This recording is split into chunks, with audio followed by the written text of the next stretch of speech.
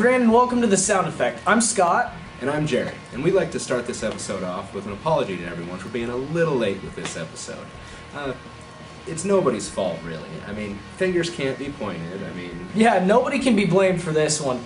But we'd like to give you guys a little taste of what's to come on The Sound Effect, so we caught up with Auburn Isaac after one of her gigs at 10 Depot. And if you don't know who Auburn Isaac is... I'm Auburn Isaac, and I'm a singer-songwriter out of Joseph, Oregon.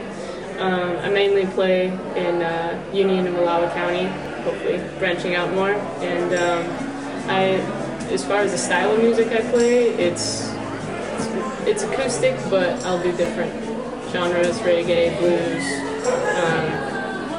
let's see, folk, whatever just kind of strikes me. And I've been compared to like Tracy Chapman, Sheryl Crow,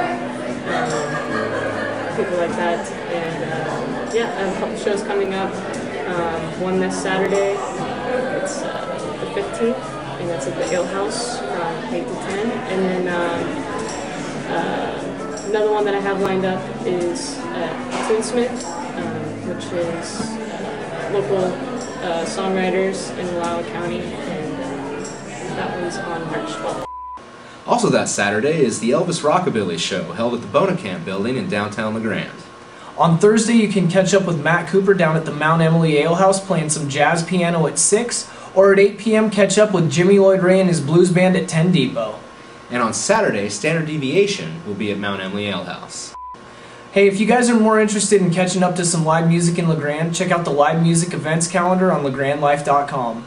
And if you or anyone you know wants to be featured on The Sound Effect, shoot us an email at thesoundeffect@legrandlife.com. Hope to hear from you soon. Thanks for watching.